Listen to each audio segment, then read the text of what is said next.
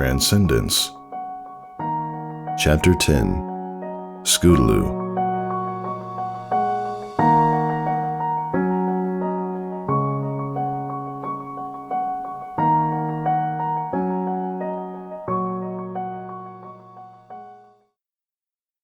Scootaloo opened her eyes to the twittering of birds outside her window. She tried blocking out the noise by rolling over and hiding her head beneath her pillow, but they were still audible. She groaned as she sat up and rubbed her eyes before yawning loudly. "Stupid birds! Haven't they ever heard of sleeping in?" It was earlier than she was used to waking, the sun not yet coloring the sky. 5 more minutes would have been a godsend, but she knew the birds weren't going to relent anytime soon. With a stretch of her wings and another yawn, Scootaloo leapt to the floor with a muffled clomp on the rug. She turned to make her bed, but paused. Why was she doing this again? The mattress looked more inviting than ever, and her body cried out for more sleep. She considered the offer, but shunned the invitation and made her bed without another thought. There was no practical reason for it. Rising with the sun to continue her morning flight seemed right. The thought of ending it was incomprehensible. Scootaloo walked to her bedroom door and opened it, but a soft clang caught her attention. Poking her head around the inside of the door, she saw a gold medal hanging from the doorknob. Her first gold medal. She gazed at it wistfully for a moment, but shook her head. She didn't do this for Rainbow Dash. Not anymore. The house was quiet as Scootaloo walked down the hall and into the living room. Before reaching the front door, she stopped and looked over her shoulder. She listened for the faint sounds of slumber and thought of her father's smile. She couldn't do this without him. Scootaloo left her house and took flight into the morning stillness. She flew south for once, deciding it was time for a change in scenery. Her hopes of seeing something new and interesting slowly faded when she realized the landscape here was pretty much the same here as everywhere else, rolling green hills and pastures as far as the eye could see. She resigned to keep a level gaze and slowly drift into mental oblivion, but was unable. Thoughts of the past week kept churning to the surface of her mind. The wind carried away a sigh, along with the array of colors that haunted her. The latter half of the day found itself hosting a little flight exhibition. The green meadow by the everfree forest was spotless, save the figures of Applebloom and Sweetiebelle. Circling far above, Scootaloo gazed down at their smiling faces, which eagerly looked up, anticipating an exciting display of aeronautics. She took a deep breath and launched herself forward toward the earth. Sweetiebelle and Applebloom cheered as she looped and dove through the air, adding little twists and spins to her routine. Scootaloo flew low to the ground and banked wide, encircling them. She racked her brain for something spectacular, something to stun them and sharpen her abilities. One particularly roguish idea popped into her head. Still circling her friends, she tilted her angle inward. Like a tetherball around a pole, she slowly inched nearer. Their faces grew concerned, but she brushed the thought aside. This would undoubtedly surprise them. She maintained her inward spiral, but it quickly put a grueling strain on her wings. She beat them faster to compensate, but not enough. Scootaloo couldn't keep up with the tempo and lost her rhythm. Her momentum launched her out of the circle and into a tumbling roll across the meadow, where she left pockets of torn earth in her wake. Friction did its job and brought her to a sliding halt. "Scoot!" Applebloom and Sweetiebelle yelled as they hurried to catch up. Sounds of spitting and gagging filled the air as Scootaloo expelled chunks of grass and dirt from her mouth, much to the amusement of the others. "Wow, Scoot, that sure was something," Applebloom giggled. "But what in hay were you trying to do?" Nothing really," passing off an air of nonchalance to smooth over her failed stunt. "So why'd he still do it anyways?" Applebloom asked. Scootaloo cocked her head and raised a brow. "Do what? Why'd he still fly after what Rainbow Dash did? You still haven't told us." Scootaloo didn't answer, looking at her hooves instead. She hadn't really thought about it before. "I don't know, I just kinda do. It's like knowing there's always something there for you, no matter what. I guess it's kinda like your cutie marks," she added with a shrug. "Like our cutie marks?" Sweetiebelle echoed in confusion.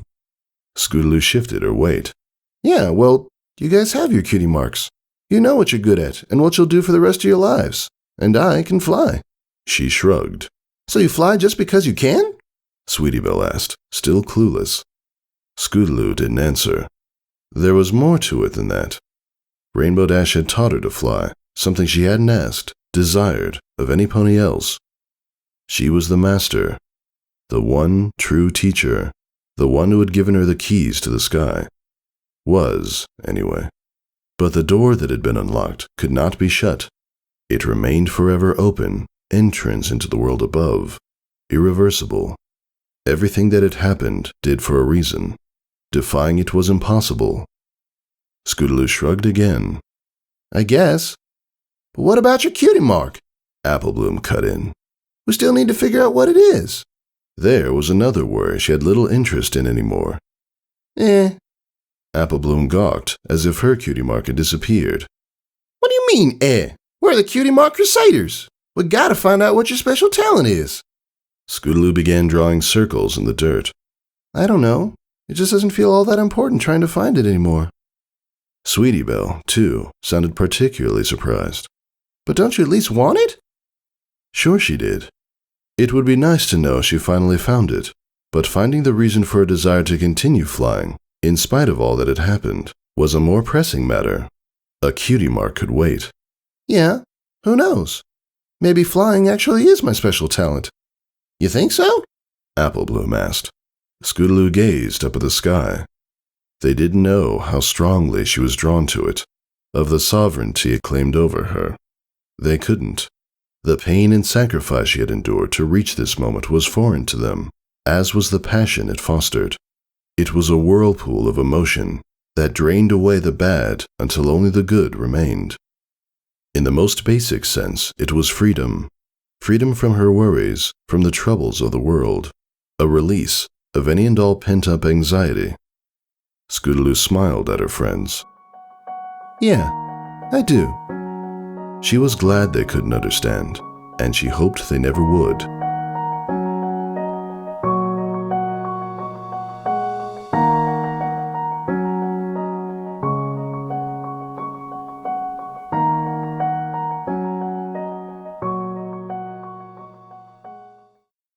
The next morning arrived, boasting a beautiful red glow that filled the sky. Scootaloo went about her business, waking up early to continue her instinctive habit and prepare for another fun-filled day with the Crusaders. Upon exiting her house and taking wind over Ponyville proper, she noticed a change in scenery. Balloons, streamers, and decorations of all sorts swelled through Ponyville, Sugar Cube Corner its epicenter. There was no doubt about it. Pinkie Pie was hard at work. Celestia knew what for. But if she was up this early preparing for a party, something big was happening. A handful of ponies entered the bakery, but Scootaloo restrained her curiosity. She had to get her morning flight in before anything else. Her work ethic wouldn't allow otherwise. She headed north, with nowhere particular in mind. She returned from equestrian countryside an hour later, and was brought back to reality by Ponyville's transformation. A kaleidoscope of fluorescent colors had seemingly grown out of the woodwork and taken the town hostage. Pinkie Pie must have been really excited if she went this far with her decorations, but Scootaloo wasn't up for discovering why. She was worn out from her flight, and not in the mood to put up with the crazy mayor's shenanigans. Scootaloo arrived home, and promptly headed for the bathtub to wash away the sweat of her morning endeavor. Refreshed and rejuvenated, Scootaloo went outdoors into the heat of the summer sun. More ponies were heading toward Sugar Cube Corner. This time, curiosity got the better of her. She took to the air for Sweet Apple Acres, flying faster than usual, spurred on by gnawing curiosity, to see if Applebloom wanted to investigate with her. As she neared the farm, though, she spotted Applebloom and Applejack walking toward Ponyville. She landed beside them. Well, shoot, Scoot. You scared the living daylights out of me, Applejack said. What brings you all the way out here? Oh, I was coming to ask Applebloom if she wanted to go to Sugar Cube Corner, Scootaloo replied. I saw lots of ponies going there, and I thought it'd be fun to get Sweetie Belle to go too. Well, you're in luck, Applejack said. We were just on our way there. Pinkie Pie asked Granny Smith to make some of her famous apple pies, she added, glancing at her saddlebags. I got to help, Applebloom said with a gleeful hop. Applejack smiled at her sister. That you did, Applebloom, and I'm sure Rainbow will be plumb grateful. Scootaloo looked up at her in alarm, a tingle working down her shoulder blades. What? Applejack looked back to Scootaloo with a mild surprise, then grimaced as she scratched the back of her neck. Oh, didn't you hear? Rainbow Dash is back. Scootaloo flinched, and her hair stood on end. Rainbow Dash was here in Ponyville? Listen, we all know what— Hey, Scoot, wait a minute! Applejack's words fell on deaf ears. Scootaloo was already airborne, surging back into town with all the speed she could muster. She had to see it for herself, see her for herself. The vibrant decorations around town blurred at the edges of her vision as she blew past them. Sugar Cube Corner grew in her sights, but she was blind, unable to see past the rainbow in her mind's eye. She burst into Sugar Cube Corner and stood in the doorway. A hushed silence swept over the crowd within, and all eyes fell upon her. Rainbow Dash was standing in the middle of the room, a confident smile on her face. It disappeared as their eyes met, and a battle of wills raged in the stillness. The air was stifling. No pony moved, hardly daring to breathe. Rainbow Dash closed her eyes and quietly sighed. She solemnly walked toward Scootaloo, head bowed. Scootaloo felt a spark of anger ignite inside her. How dare she come back? The urge to tackle her and show her the pain she had inflicted surged like a tidal wave within Scootaloo's breast. But at the same time, from the bottom of her heart, a secret longing that Rainbow Dash would scoop her up in her hooves and apologize kept it at bay. That Rainbow Dash could just tell her that everything would be all right, and it would be. Now once again in her presence, the old happy memories of the relationship resurfaced, counter to the resentment she felt. Scootaloo wanted nothing more than to be held close, to again melt within her embrace. As Rainbow Dash neared, Scootaloo's heart gave a flutter of hope. Will she? Was this the moment she dreamed of? Would Rainbow Dash find the compassion to stay? Scootaloo felt the brush of feathers against her side, and a shiver found its way through her body. She turned to see Rainbow Dash's tail gently swaying back and forth as it exited the building. The urge to yell hurtful nothings at her tormentor welled, but all that came out was a soft-spoken utterance. Why? Rainbow Dash was unmoved by the question. She continued out the door and onto the porch. Her hooves echoed loudly off the concrete. Stepping down onto the road, her wings opened to lift her into the sky. Answer me! Scootaloo's cry resounded through the open street, and Rainbow Dash stalled her ascent. She briefly looked to the sky before bowing her head again, as if contemplating her next words. Because, not even turning to look Scootaloo in the eyes. I don't train no ponies. Scootaloo recoiled, and her heart felt as though it was sucked inside itself. Rainbow Dash took flight.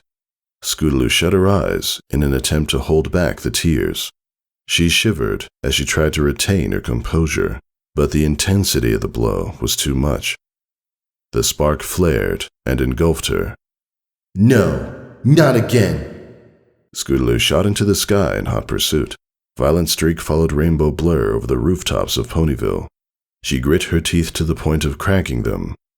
Carried on the winds of rage, Scootaloo chased Rainbow Dash over the Ponyville River and far beyond the outskirts of town. The Everfree Forest grew on the horizon as she closed the distance between them. Rainbow Dash glanced back. Her eyes burned with malice. If you want me, come and get me! With that, Rainbow Dash faced ahead and pulled her hind legs forward.